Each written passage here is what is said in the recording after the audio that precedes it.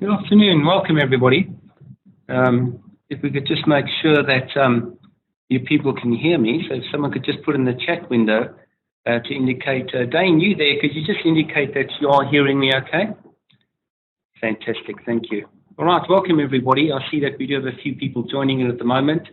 I think we'll just wait a few more seconds just to allow other people to come in as well before we start. So let's give it just 3 more minutes and then I'll get started with whoever has joined at that stage to be able to continue.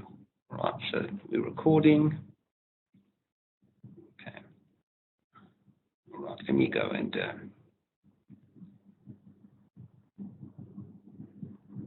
let's go and share the presentation so long. I hope it doesn't take that away, which it did. Let me move that. Can I move that onto the other screen? No, I can't. So participant screen, let's put that over there. And the chat screen, we'll move over there so a few people have got any chats to do.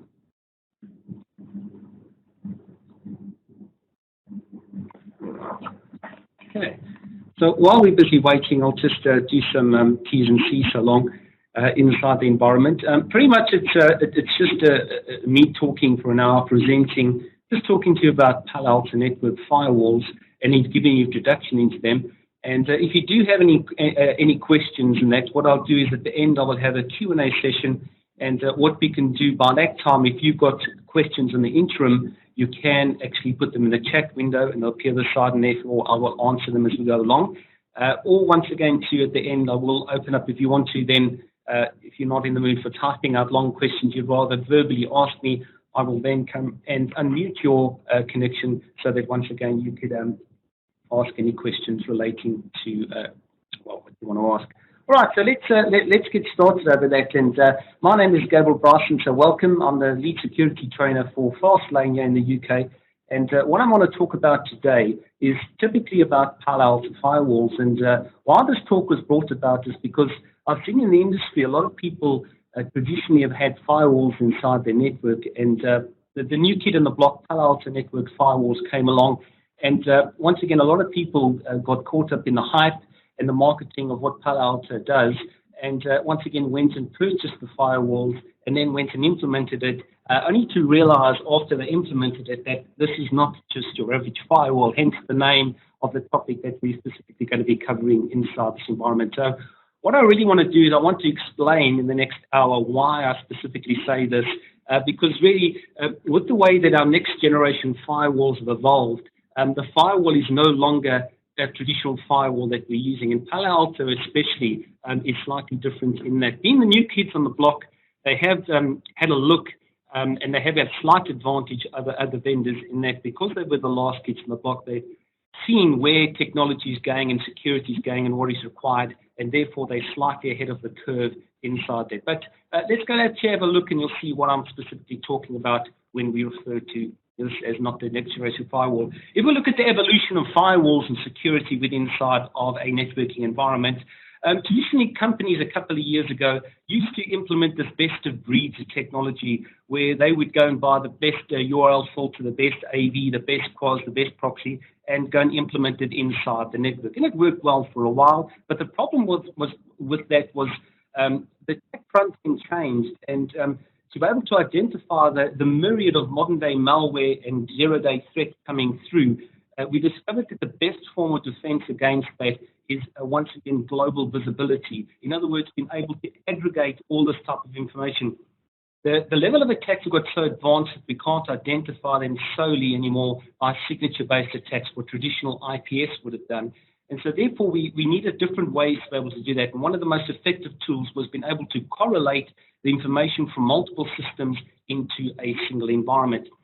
So this best of breed environment kind of like started to fall short because we had different management front ends, we had different reporting back ends, and there was very little correlation between the back ends. And so therefore, these type of attacks, zero-day attacks, which we didn't have signatures for, we were able to sneak through because we were seeing compartments of our configuration and we weren't able to correlate that together. Moving forward, the industry then demanded from vendors that they do want a single box solution, obviously for centralized management, but also for that aggregation process of being able to correlate all that information together to give us the visibility required to be able to identify this. Welcome UTM, the Unified Threat Management. Now, lots of vendors do UTM inside of their products, and for quite a few years, a few of them have specifically also been doing UTM. So what's the difference between that UTM and between what Palo Alto is specifically doing? Well, typically, if we look at what the other vendors did, is that they got a firewall product and started to pile on top of this now the different functional layers inside this. And the thing about this is serial processing. In other words, when the traffic came into the firewall over there, it would then decapsulate into the firewall type, then it would go and encapsulate it, send it back down, and then would forward it to the next engine. The next engine would decapsulate and do what it did, etc., etc. And the problem with this layered approach now was latency. In other words, we've all seen that with the firewall. As soon as you start to add features within inside of a UTM environment, the throughput of the firewall became less and less as we specifically did this. What Palo Alto does differently inside here is that when they saw what was happening inside there, they went and created, once again, their secret source. So this is their secret source over here, and that's their single pass processing architecture inside this environment. Now, the difference between this is what Palo Alto have gone and done here is that they've got a parallel processing engine that when the packets come into the firewall over here, we buffer the packet once, and then once again, we've got these parallel scanning engines that once again will now go and detect all the different components inside there. So whether it's application ID to identify users based on groups, Active Directory, etc., content ID where we can specifically go and look for antivirus, spyware, vulnerability threats, wildfire, etc., etc. And everything then, these things were scanned in parallel inside this environment. Obviously, to achieve the level of performance that we do require inside here, the physical architecture of the firewall had to change too as well. And so what on the Palo Alto firewalls, they do have obviously a control plane and a data plane, once again, where they separate these things into. And that's once again, it's common that. It's not unique to Palo Alto. But once again, it allows us for separation of functionality, but also segregation so that one can't swamp out the other ones inside of this environment over here. Now, different models of Palo Alto firewalls inside the environment have got a control plane, and obviously that control plane is now where we do the configuration, the logging, reporting inside there. Our management interface is importantly connected to that, and also our high availability interfaces if we're going to configure an HA pair. Down on the data plane now, once again, you'll find that we've got different processing engines. And these are the parallel processing engines over there. The one doing signature matching, that's your IPS, your virus, your spyware. Inside there, you've got your security processing, which is your session setup, your encryption, your decryption, your VPN tunnels happens from there. And then you've got your network processing layer. And once again, that does your ARP, your routing, your NAT, your QoS, that type of stuff happens inside there. And obviously, that's also directly connected to your physical interfaces inside of the box. So now, when the traffic comes through the data plane inside this environment, you'll see that we can scan those different features in parallel at the same time without going through the hop and skip that we do previously with other architectures. And that is, once again, the power of the Palo Alto firewall. It's a little bit more than that, because even going forward, if we go forward and we design new technologies or once again, new technologies are evolved into firewalls, once again, we can add those into our parallel processing engine, and it's not going to impact the performance of the firewall coming through this environment. And once again, that's really the impressive part of it. Palo Alto Firewalls has got a range of platforms, once again, to suit the enterprise. Is it small? Is it medium? Is it large? And once again, they've got the series of products to be able to specifically go and support that inside the environment. Obviously, from small branch offices up to data centers and large enterprise environments, they've got the products to do that. One thing that's really nice about that, though, is throughout all those platforms, from the smallest box to the largest one, and by the way, that also includes VM. They've also virtualized the firewall as well. And so once again, across that entire series of devices, the configuration front end to that is consistent. In other words, without working on a small 200 or without working on a 7,000, the front end, the management front end that we work on is identical. And that also replicates across to the features. Once again, the features are pretty consistent across that environment. Sure, we got certain firewalls that will do one or two other features and others don't, but generally speaking, they are consistent across that environment as well. From a management perspective, every single firewall has got a dedicated management front end that we can connect to a GUI, or once again via the CLI to be able to go and do that. So you can, without having a centralized management platform, we can specifically directly go and manage these boxes. Or if we come into environment now where we've got multiple firewalls and you want to do centralized management, Palo Alto does also provide the Panorama product. And the Panorama product now is a VM or a physical appliance. There are two of them, the M100 series or the M500 series. And those are physical blades, once again, that we can specifically go and now manage a vast amount of firewalls centrally from that environment over there. So I mentioned the virtual platforms. There are different virtual platforms inside this environment over there. And they're designed for the modern day data center. More and more, we're doing a lot of security inside of data center for what they call the east to west traffic. And typically that is between VMs within inside of a data center. Historically, we've always had firewalls at the edge of data centers controlling what they call north-south traffic. But more and more now, we've realized that the threats are getting into the data center. And so therefore, we also need to control traffic within inside the data center between the VMs, namely east-west traffic. Because we're also inside of the virtualized environment, once again, provisioning of firewalls on demand because of things like FlexPod inside of a data center. We've also got a RESTful API front end where once again we can create a scripted solution to provision and to manage these firewalls inside that environment. So it's all scripted and it's not you manually having to come and configure these with inside of a very dynamic modern data center environment over there. And with that, once again, comes virtual machine monitoring and also dynamic address groups so that when we do spin up these firewalls within inside of a data center, we don't necessarily need to go and configure individual rules for them because we can assign dynamic tags to these things that will automatically make them member of groups. And so therefore, when they pop up and pop down inside of our virtualized environment, that whole solution becomes a lot more manageable and scriptable inside there. The basic configuration of a brand new Palo Alto firewall, once again, that has got a management interface, and most of the products do come with a default management IP address from the management port, but once again, we can also configure it from the CLI. This is just an example of configuring the management IP address. It's got a default management IP address, but you can change it to whatever you specifically want to. So we can do configuration from command line.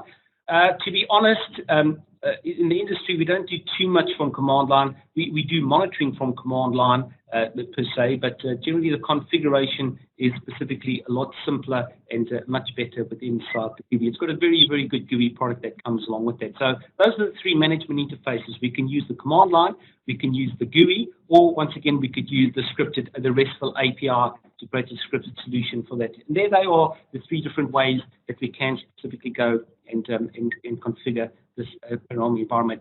Once again, it does support things like role-based access control, where we can give certain admins certain levels of access to this environment so that once again, they can specifically then go and have granular levels of access so you don't allow a level 1 engineer to go and do something that they shouldn't be doing inside the environment.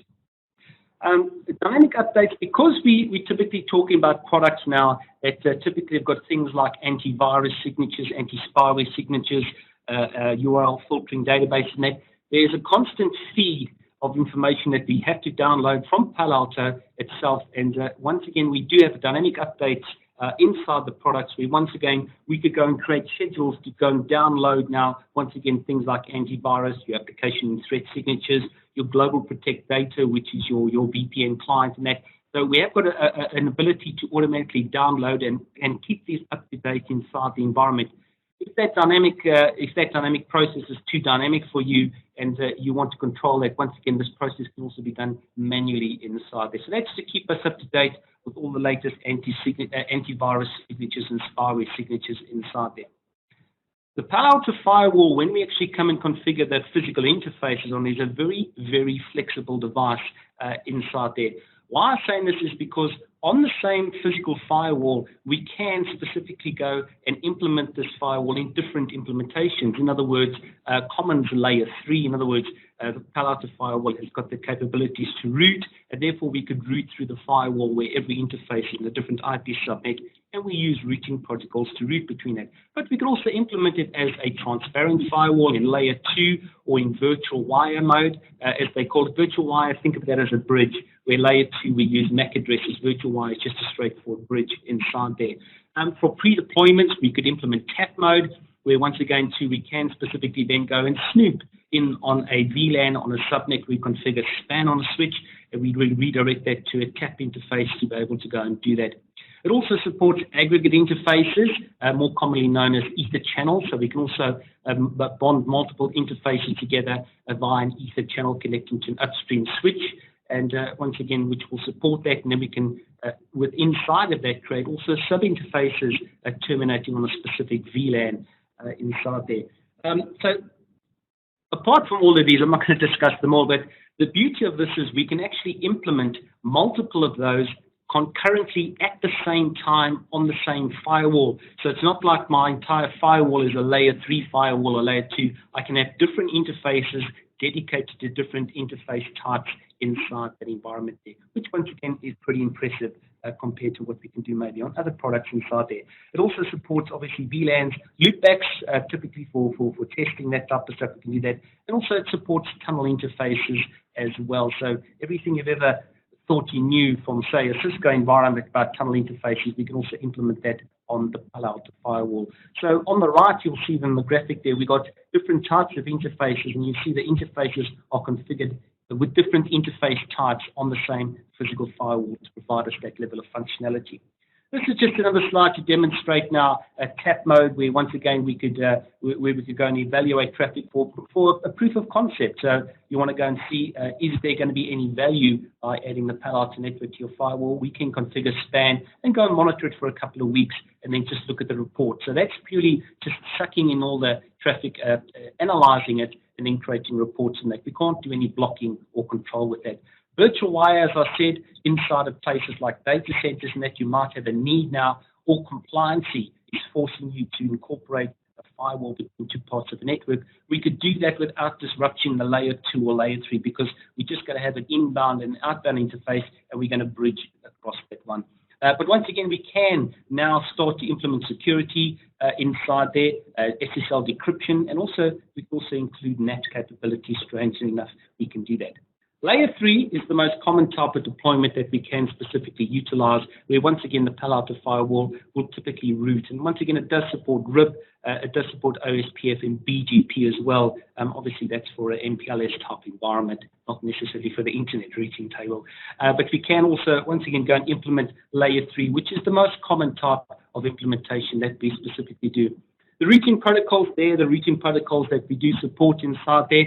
And once again, too, we also support multicasting on the Palo Alto firewall, where we can act as an IGMP proxy, or we could also act as we could also do PIM sparse mode inside the environment as well. So we can also participate inside of multicasting apart from BGP, OSPF, and RIP. Traditionally, probably 80-90% of everything you can do with those traditional routing protocols you can do with the Palo Alto firewall, or we could just use static routes or directly connected routes as we choose to.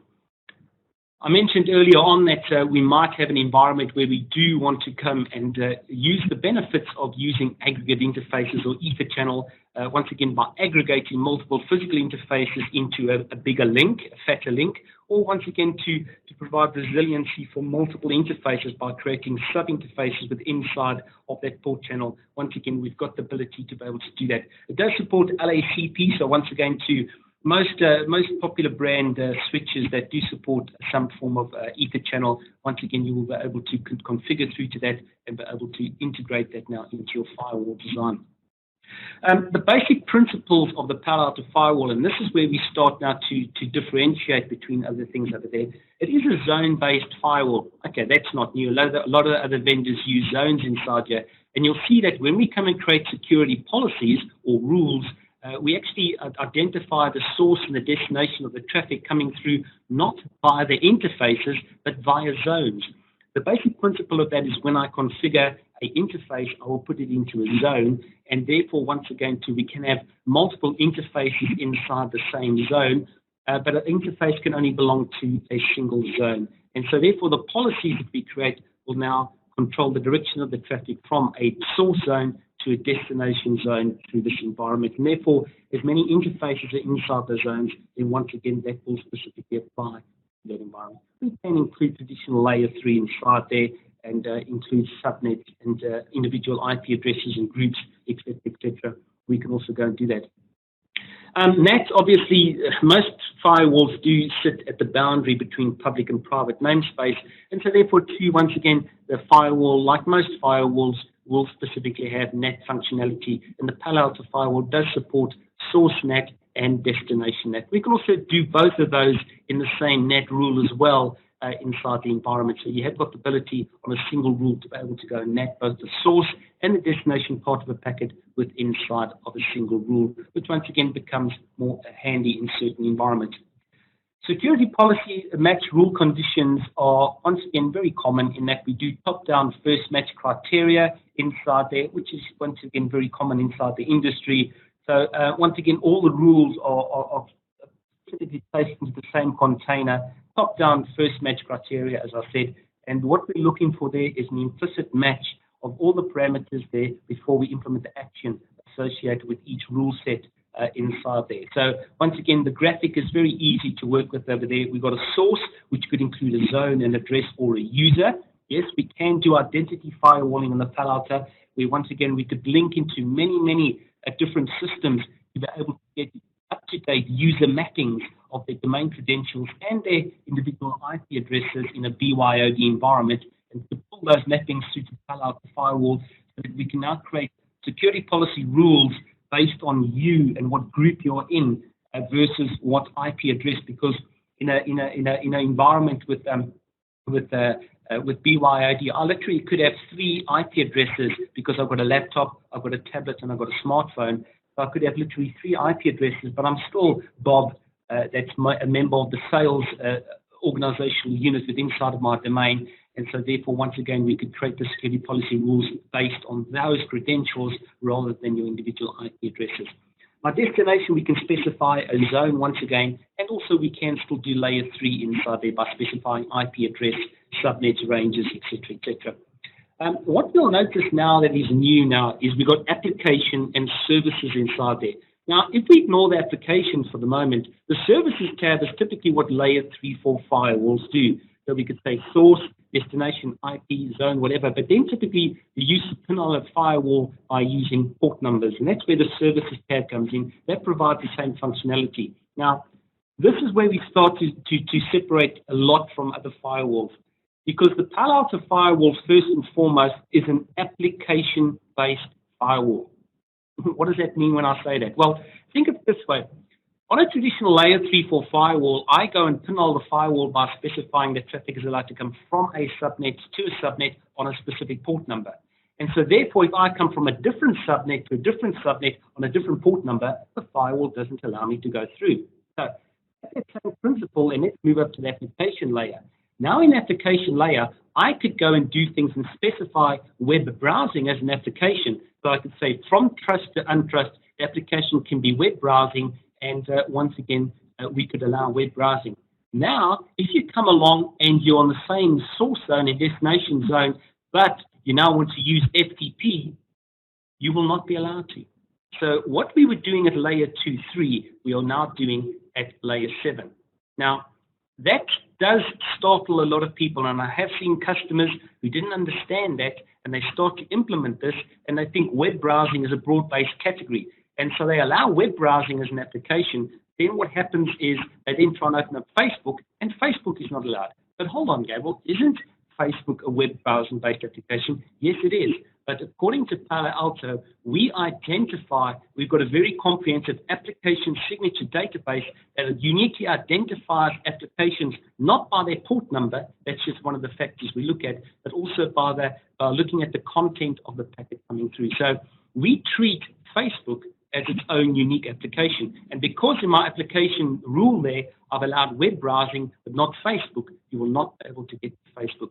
That is very, very powerful. But from a network admin's perspective now, that raises a whole lot of questions. Wow, does that mean I have to now go and specify exactly every department and every user coming through the firewall, what specific applications they can use? The simple answer is yes.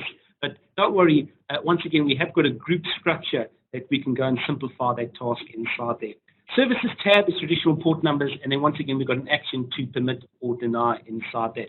I said we can NAT, and once again, those are the three basic NAT types that we support. Static NAT for one-to-one translations. Dynamic IP, once again, that's think of that as many-to-many or one-to-many inside that environment. And then we also got dynamic IP and port number, dynamic IP and port or DIP. Commonly in the industry, we know that as PAT. So the bottom one is PAT, where we can once again do many-to-one. In other words, everybody inside the company can connect to the internet with the same IP address, but we'll keep your stream separate by mapping it to a port number inside there. Okay, so that's normal layer 3. So once again, application identification is the core to this product inside there. And as I said, what we specifically do is we got protocol decoders inside this environment that work in conjunction with application signatures and other types of ways to be able to identify applications, not purely based on a port number. Once again, this is not new inside there, but once again, the power of the product is the range and the thousands and thousands of applications that we can uniquely and accurately identify, no matter how people try to obfuscate them. Do they try to zip it 5 times? We can still identify the application. Do they try to access it from a cache site? Once again, we can still identify that.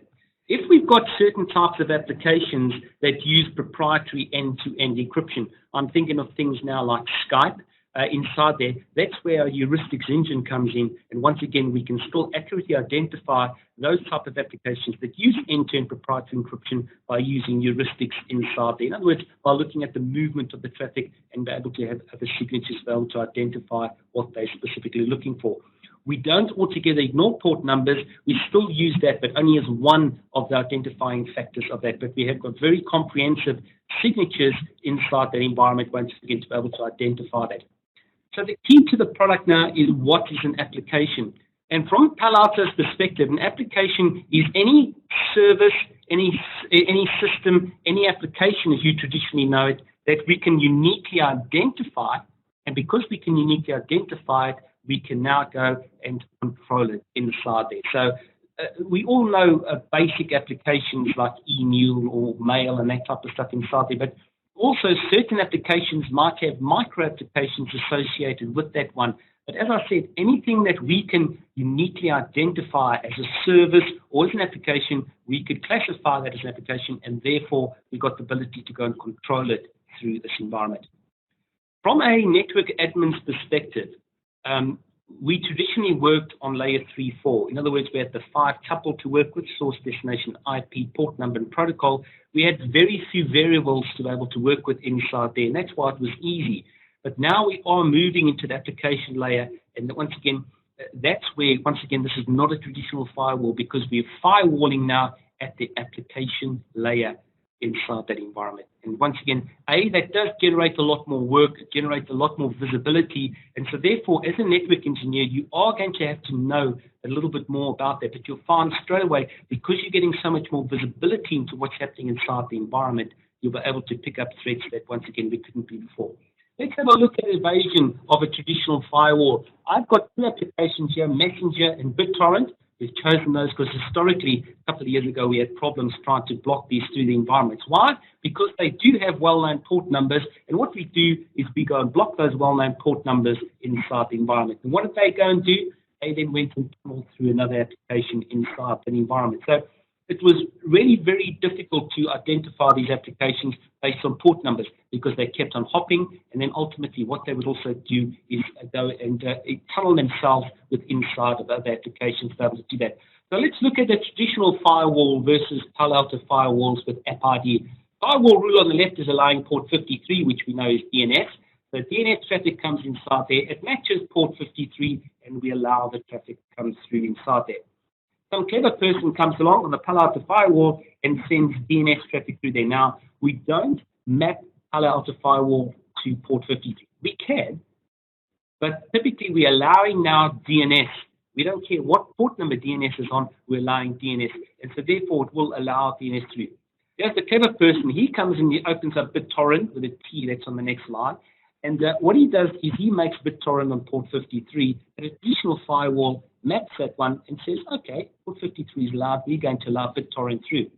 When we get to the Palo Alto Firewall, however, we're only allowing DNS. We haven't allowed BitTorrent. We can identify BitTorrent application, but because we haven't, we are not going to allow it to come through, and therefore we're going to go and stop it. So straight away, you'll find that when you start to do application ID on a Palo Alto Firewall as to the traditional one, your network automatically becomes a heck of a lot more secure, purely because of the way that we specifically do this. Traditional firewalls, what they used to do was they used to then employ a second layer of defense, namely a traditional intrusion prevention system, which had signatures. Now, what's the difference between a firewall on a port versus an application IPS signature? Well, a signature, once again, looks at the content of what is going on inside there. So for a traditional firewall, we then go and implement an IPS rule. And inside of IPS, we would then go and block BitTorrent. So DNS comes through, and we identify inside the IPS DNS we allow through. Now, when the BitTorrent comes through it comes through the firewall rule, but when it gets to the IPS, we can identify that because we're not looking at the port number inside of IDS. We got now a signature that we'll be able to identify by looking at the content of the packet what that is, and therefore we'll go and stop that. Once again, for our Palo Alto Firewall, we don't have to worry about that because we've already stopped it. We don't need to allow that to come through our environment over there. What about zero-day malware? Now, zero-day malware, it comes in traditional firewall on port 53. Once again, we're allowing port 53, allow through. It then comes to my IPS. And the thing is, this is zero-day, which means we've never seen this attack before, which means we've got no signatures for this. And traditional IPS generally was based on signature-based matching. And because we don't have that, then once again, it will allow that zero-day attack through. Once again, if it's a service or an application, we can't identify inside that environment. Once again, the Palo Alto Firewall will not allow it through inside that environment because it's identified as unknown traffic inside there. Therefore, we're going to go and block unknown traffic because it hasn't matched our specific security policy rule to allow that through. So it's a very simple demonstration of that, but it's a very effective one because it is indicating now, once again, the differences between what makes a Palo Alto Firewall special compared to the other ones. Those application signatures I mentioned are inside of the Applepedia. They've given a very fond name to that. And this Applepedia comes along now and lists all the applications that we can specifically see on the Palo Alto Firewall. By the way, you can also get hold of this Applepedia on the Palo Alto website, or you can download an app onto your phone if you want to go and have a look at these things. Now, we opened up a specific application over here, a BitTorrent, and it gives us a bit of a description of that. There's links to Wikipedia, Google, Yahoo to get more information. Just search on BitTorrent so you can get more information about that. It indicates what the standard ports are, and also are there any dependencies for this one, and also there's a default action for that. Then we've got characteristics of the application. Is it evasive? Is it capable of file transfer? Is it used by malware? This is all part of the classification that Palo Alto will do when they identify these applications, and also then give it a category, a subcategory of technology, and a risk rating inside. Also, we could manipulate the timeout for that. So every single application that we can identify in the Palo Alto Firewall will have a corresponding Applepedia entry with all that information inside there. There are certain things we can edit about that, but once again, the basic signature is created by Palo Alto. If you've got a bespoke application at work, not a problem. You can create your own custom application signatures by using traditional regular expression matching and creating your own one. And once again, also appear inside the Applepedia, and you'll classify it exactly like a traditional thing. So once again, we can specifically also work with it inside an environment over there. Now, another powerful feature with Palo Alto Firewall is this application decoder. The protocol decoders identify application shifts. As an example, I go to HTTP, I browse the web by using Google or something, and I then go and search on the browser for Facebook, and then what happens is now Facebook comes up, and I log on to Facebook. what actually happens now is the application engine identifies the shift in application from HTTP, which is a web browser-based application, to a Facebook-based application. And then from the inside of Facebook, we then launch Facebook Chat. And once again, the protocol decoder, once again, will specifically match that inside there. Now, to show you the power of this specifically means that we don't just look at the first packet in the stream that's coming through. We inspect every single packet, and therefore what this could also mean is you could possibly hit multiple rules on the firewall, because the first rule could allow HTTP or web browsing to come through, and the second rule could allow Facebook. So when you initially come through, you will hit the first rule, but then as soon as you activate Facebook, you will hit the second rule, obviously assuming that you're matching all the other criteria. So the protocol decoders will identify the applications, but also identify the application shift. So it's not the case of the first packet that comes through, we're going to use those parameters, cache them, and then use them for all the rest. Okay, once again, we could bypass a lot of security features with that, but this does follow the application and the shifts between its different environments. I mentioned before that this could possibly generate and cause a lot of traffic, a lot of configuration for the administrator, because if we have to go for every single department inside the company and then go and specifically specify each individual application that's allowed through there, it is going to become a very, very difficult task. Some admins have found this out, and once again, spent all the money on buying this wonderful product and then reverted back to a layer 3 firewall inside when they realized this. So we have got different things. We've got application groups and we've got application filters inside this environment. An application group is just a grouping of individual applications or filters, or we can also nest groups inside that. So what you can do is you could go and design a group structure where you could go and group, let's say everybody in the enterprise is allowed to use web browsing. That's a common one inside there. People on the marketing department can use Facebook, because we do some advertising inside there. And so what we can do is we could now start to create an environment where we could design a group structure that is more focused on your function within inside the company, and then we could populate those applications inside that environment. So when you configure a Palo Alto firewall, groups become your best friend, and that's the tool that you use more than anything else to do this. Now, an application filter is a much broader spectrum of being able to identify applications, because the match criteria for a filter are category, subcategory, risk, and characteristic. Let's just go back a few slides. Where does that look familiar? You'll see that inside of my classification in my Applepedia, if you look on the right-hand side, you'll see classification, category, subcategory, technology, and risk. When these applications are published now by Palo Alto, they've got, once again, different category classifications that they assign to each application. So going back to where we are, we could now say, I don't know all the file sharing applications on the internet. There are literally hundreds of them. So if I try to use an application group, I need to identify each one of those applications, which is too difficult. But what I can do is I can create an application filter, and now I could go and specify the different categories and subcategories, technologies, and risk based on the default signatures that we're getting from them, and that will automatically classify that. So if a new file sharing application comes into the market, I don't have to worry about that, because it's automatically can be classified inside of the filters and automatically be made part of the group. And those application filters and groups are applied to my security policy rules to determine what we want to allow through, not to.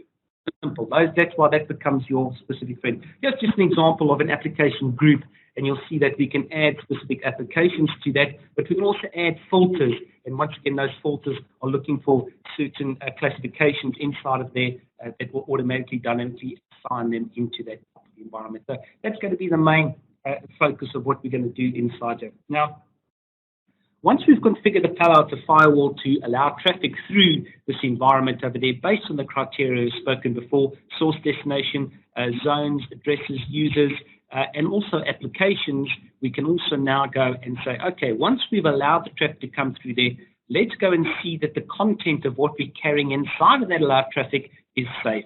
This is where we can now do content ID inspection, which works hand in hand with our application ID inspection to now look for antiviruses, anti-spyware, vulnerability protection inside there, URL filtering, file blocking, and also wildfire analysis. we'll start off by, we'll talk about wildfire shortly, and also data filtering. You can also do a bit of DLP, data loss prevention, where you can prevent credit card numbers or really anything you can regular expression match with inside of a document. You can control that through the environment. So this is the next level of protection now, that once traffic is matched in a allowed policy, we can provide and allow very granular content ID profiles that will then go and look for antivirus, anti-spyware, etc. Notice that this is done on a per rule basis. Very, very powerful. I can have a rule that specifically identifies sales users, marketing users, etc., and we can give them different levels of security relating to what they allow through for that one. File blocking and wildfire is, once again, an essential part of this as well. Firstly, file blocking is allowing us to determine, do we want to allow or not allow uploading or downloading through the Palo Alto Firewall of different types of applications and also file types.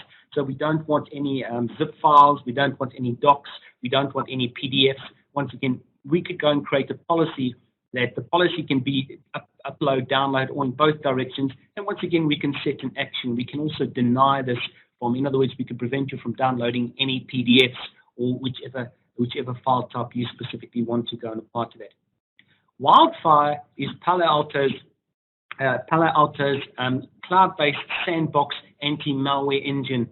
So what we can specifically do with this is, if we get files that do come through here, once again, one of the actions we can also add to that is send it to Wildfire. So if we see a file that's coming inside of our environment, we can send this file off to Wildfire, that's the Palo Alto cloud environment, where they will do sandboxing, fuzzy logic. In other words, they've got some very clever engines inside there that will emulate a specific environment, whether it's Windows, Mac, Linux, whatever, and they will then execute or do analysis of this file or this executable, because we can also send executables up there to determine, is this malicious or not. And then once again, from the intelligence that we learn from Wildfire, that information is also fed back into our pattern database, and also it's fed back into our engines that go and create application signatures and also antivirus signatures. So the knowledge that we learn from that is also fed back inside the environment.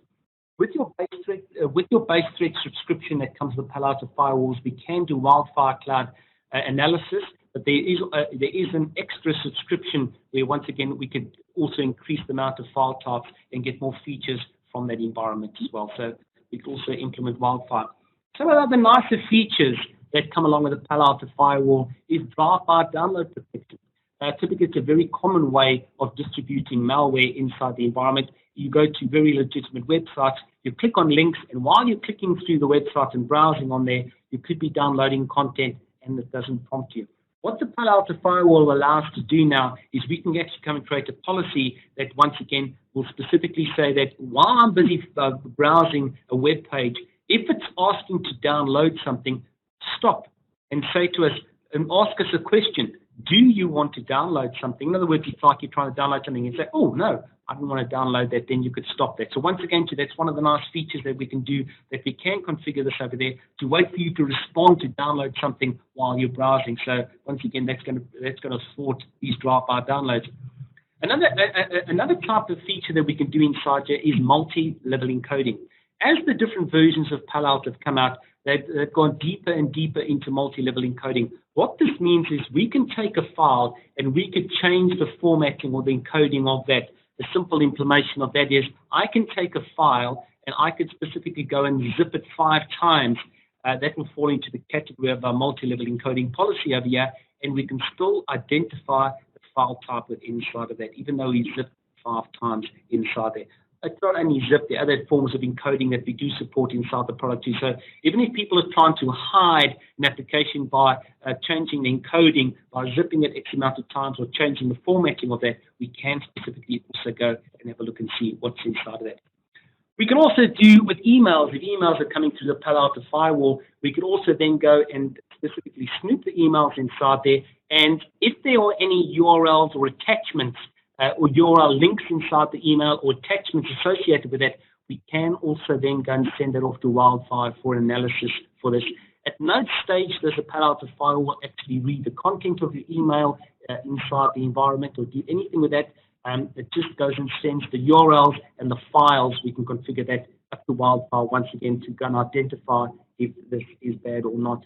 Once again, inside that environment, you could also then go and configure a policy then to block that host. But ultimately, in the reporting side, because it's an email, it's already installed on someone's system, we'll then go and use our logging system now to go and report and send events into that so the administrator can go and see who the user is.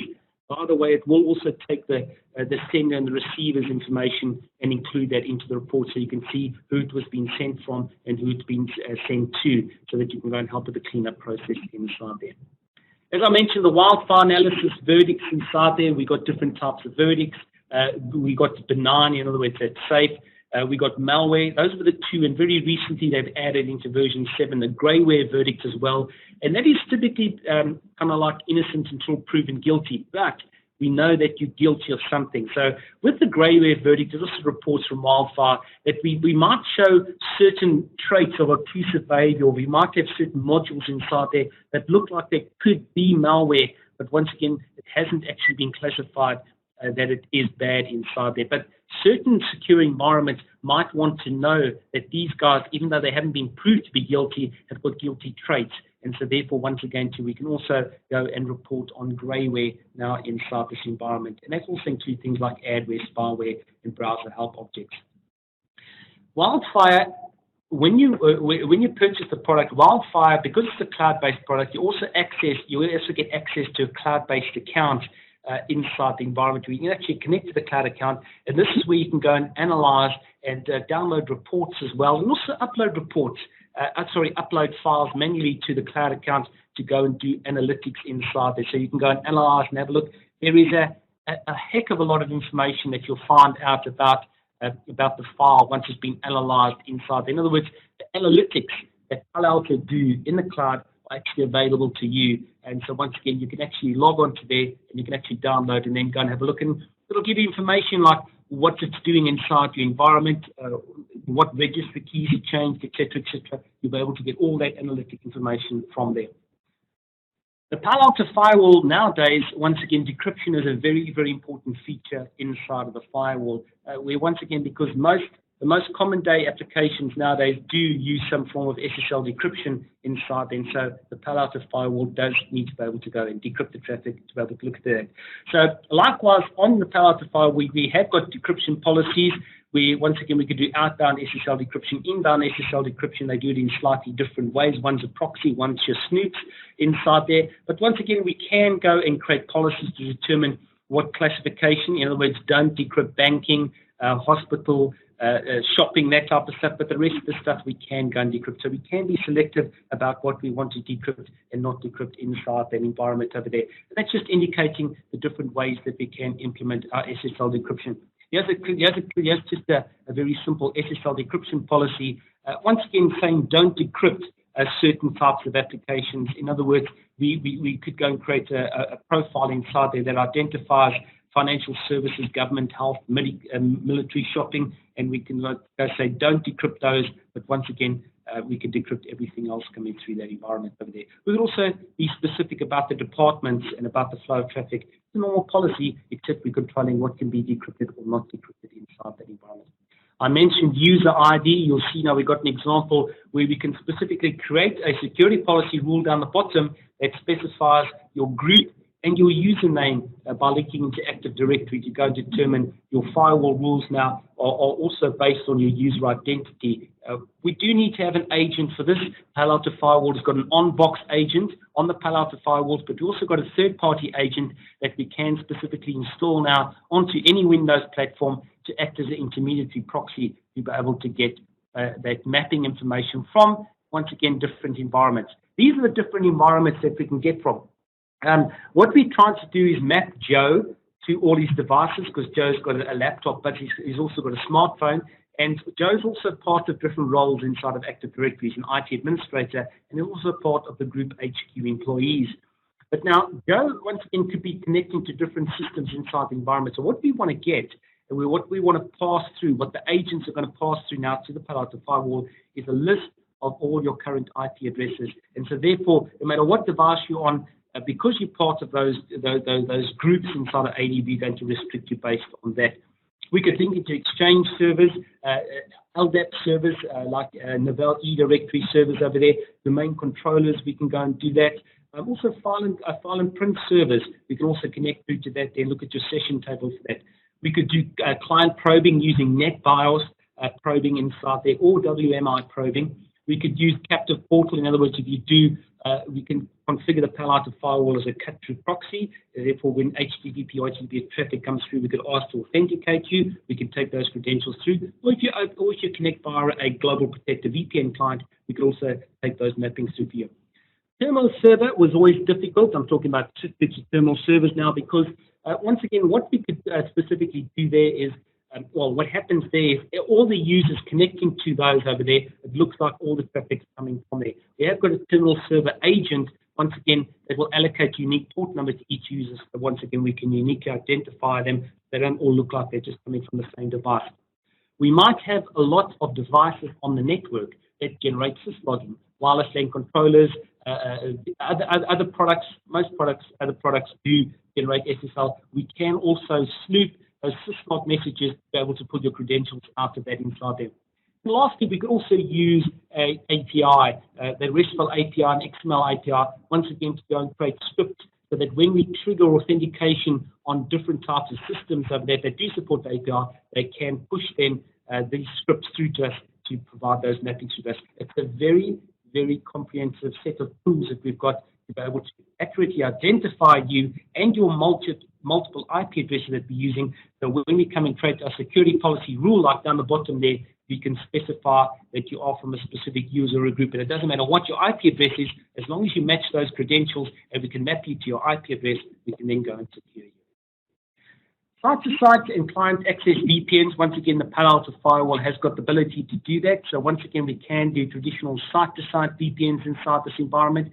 And once again, really, really easy to set up and configure inside there between not only Palo Alto Firewalls, but any other vendor that supports the IPsec standard, which pretty much is everyone else. Global Protect and SSL VPN clients, we've got a Global Protect agent, which is a client-side agent that we install onto your employees' devices when they're working from home.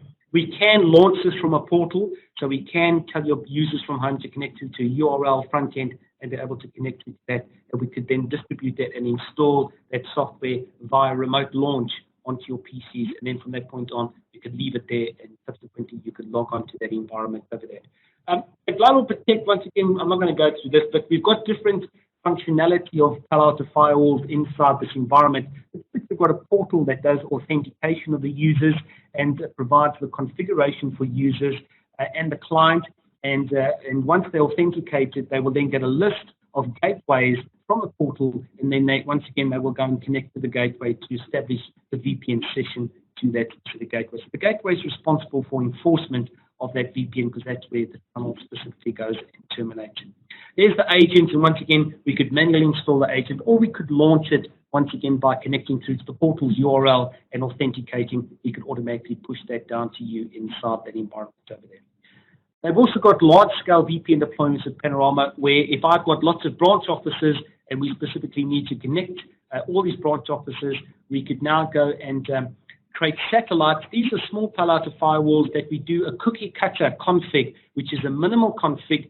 We ship them onto site, they install them, they get internet connectivity, and then what happens is those satellites will communicate back to the portal will authenticate them, and then push all the configuration necessary, and I'm talking the VPN configuration now, and therefore these remote sites now can have a full mesh that communicate with any of the gateways simultaneously to allow them to communicate with any of your corporate hub offices from those branch offices, and it's all automated and controlled through your Global Protect inside that environment over there. That's just a visual showing you troubleshooting the tunnels, and you'll see that from the inside of the Palo Alto, we can specifically see the status of the tunnels and troubleshoot it from that point of view. Tips, host information policy. Once again, this is where we could go and for a high secure environment, before we open up a VPN terminating on the Palo Alto Firewall, we could go and do compliance checking. In other words, have you got a minimum set of specifications on that device before we're going to allow you through? So we could look for patch. Have you got the latest patches? Have you got antivirus? Have you got spyware? Has it backed up? Have you got disk encryption? We can do all of that type of stuff inside the environment. And that also includes mobile devices, by the way. Palo Alto used to have a mobile device manager appliance, but it moved it into cloud feature now. So once again, we can also control those devices inside of there. Management reporting, we've only got 5 minutes left, but management reporting obviously is a big feature of here. And once again, we could specifically go and have a look and see exactly what is happening inside of that environment, either locally on each device, or if you've got Panorama as centralized management, we can also pull that into Panorama to have an enterprise level view of everything that's happening inside there. It does generate a lot of reports automatically itself, but you can also come and customize these. And once again, you can also go and view and filter logs and be very specific about what you're looking for. The firewall dashboard, once again, we've got different dashboards. They're all customizable, the front end, when we specifically go and work with that. And you could put what's relevant to you and your environment, once again, inside this environment. The application command center is that is populated from traffic passing through the Palo Alto firewall, not what's been logged. And this is now giving us network activity, threat activity, and block activity of everything that's happening. We could set those filters inside of each of those squares to a specific time frame. And once again, everything that you see inside there that's color-coded and that is interactable. In other words, we can drill down into any of those events. So we can go and have a look and say, show us what's happened in the last week relating to network or threat activity. And we can then go and drill down into each of those events. And once again, we could fully customize that one. We could add our own eventing inside of that there and create our own custom one inside there. Logs, we got different types of logs, logging the different types of traffic logs, threat logs, URL filtering. Any one of the policies that we created with a different functionality, we've got a unique log that once again we can go and monitor that inside there. There's also a unified log, once again, that will bring all that logging information together. And also, we got configuration logging, which gives us very, very comprehensive indications of what's been changed on the Palo Alto firewall, who changed it, what it looked like before, what it looked like after, everything is happening inside there. And obviously, we also got traditional alarms, monitoring disk space, and once again, monitoring resources on the box. Logs and filters, once again, there's a lot of information. We've got a very comprehensive filtering mechanism where you can go and filter because there's going to be a lot of logging. And that bar at the top, we can click on events with inside of the logging events there, and that will automatically add it to the filter. So you could filter that out and have a look inside them. These are the 40 predefined reports, once again, that are generated. And once again, we could go and select what specifically we want to include in those daily generated reports or not include. And yeah, if you want to create a custom report, you can specifically load a template. That's an industry standard template, and you can make changes to that to determine exactly what's relevant to you in your environment and what you want to specifically look at. Lastly, we've also got Panorama. As I said, this is the centralized management platform that can be a VM or a physical appliance where we could aggregate and control all this environment. I like Panorama. Panorama is not like any other centralized management platform you've come before because Panorama gives you the choice onto how you want to manage your environment. It doesn't restrict you. It doesn't say that you have to do this. So what that means is I can centrally manage everything from Panorama, or I could manage only certain components, and we could still do local administration on the local firewalls. It's very powerful. It's a great product. But once again, typically we're going to purchase that if we're going to do deployment and administration of large amounts of devices inside the environment. Correlation engine is part of the Panorama product, and that once again has got a signatures that look at behavioral analysis inside the environment to be able to identify zero-day threats coming through the environment. Okay. Once again, from a training perspective, obviously we work for a Palo Alto for the Palo Alto environment.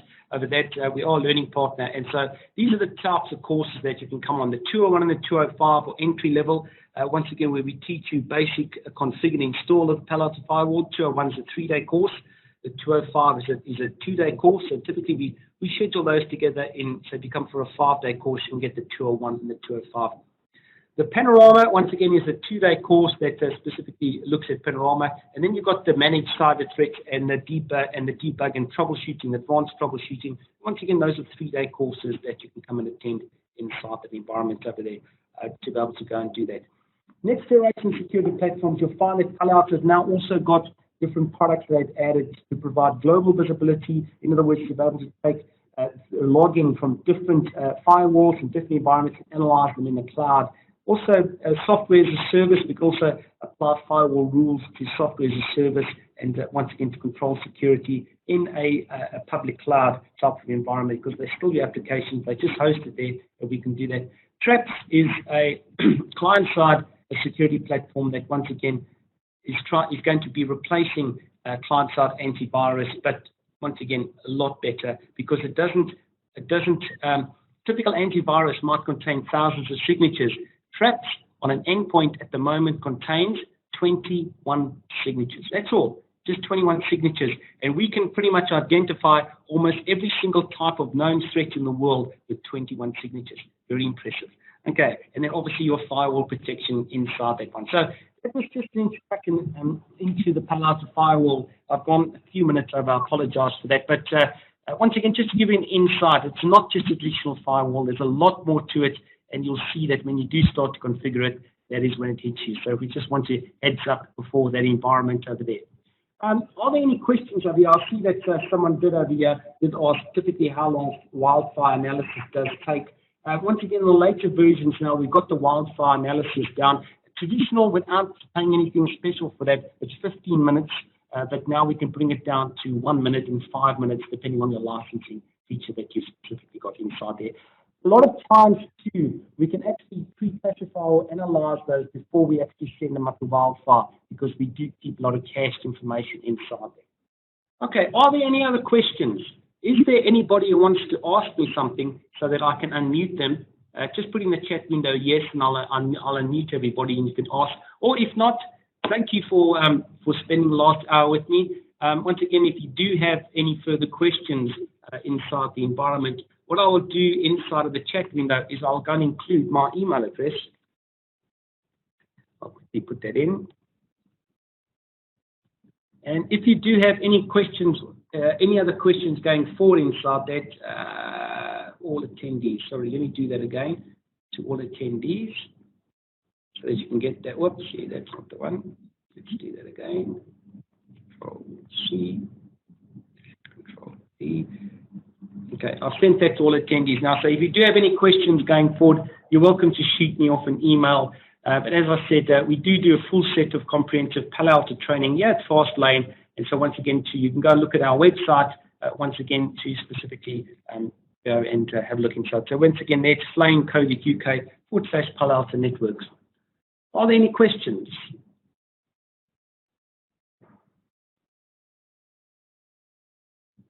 Doesn't seem to be.